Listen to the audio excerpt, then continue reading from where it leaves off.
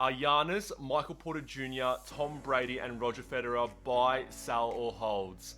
Let's find out. What's going on, guys? Matt here, back again with another video. Before we start, give us a like and hit subscribe if you enjoy sports card content.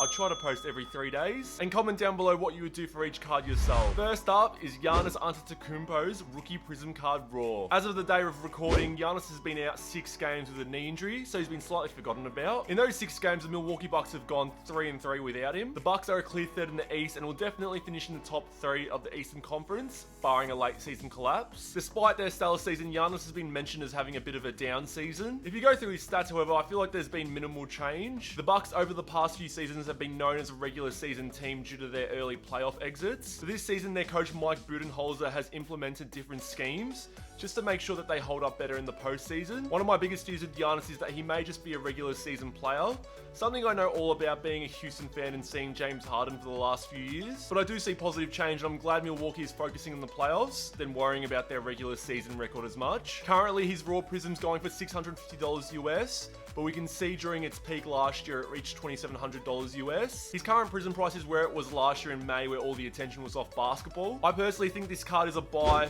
but I have to highlight that people aren't stupid nowadays and realize how much a Giannis Prism card goes for graded.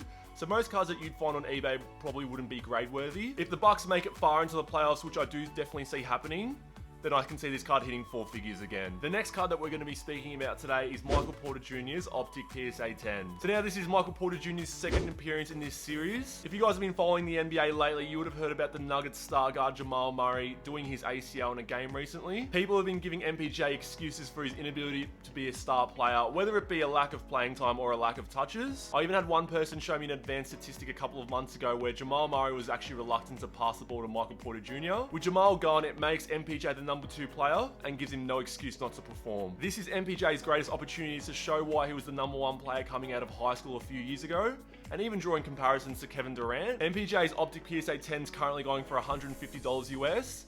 I have this card as a buy, but keep in mind the risk if he does not perform. I'm still confident in the Nuggets. Personally, I'd rather them lose Jamal Murray than Nikola Jokic. Monty Morris has been shown to be a quality player off the bench for them, and he'll slot in fine in Jamal Murray's place in the starting lineup. The next card is Roger Federer's Net Pro Elite International Star 2003 card. If you watch my undervalued sport video, you know I'd mentioned tennis as a sport as being undervalued. In the 2003 Net Pro set, which boasted the rookie cards of Roger Federer, Rafael Nadal, and Serena Williams, there were many variants. This is one I actually didn't mention, which is the Elite International Star numbered to 500. It's unfortunate to say, but Federer is aging, and it seems like Nadal will take the Grand Slam record after the French Open. But in saying so, no one will deny that Federer is the tennis GOAT, and having a number card of any of the GOATs isn't a bad thing. I had this card as a hold because with your GOATs, there's no point trying to time when to sell it.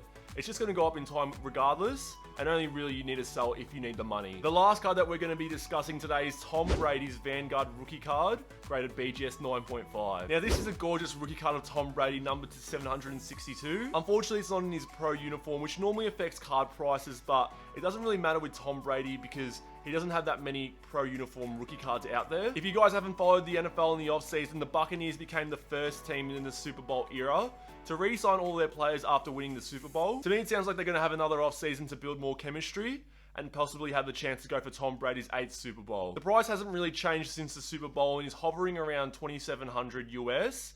But I know other Brady rookie cards have gone down since. I personally have this card as a hold, but I do like other Brady rookie cards, knowing the situation that he's in and being confident in what he can achieve this season. That's it for today's video. I appreciate it as always.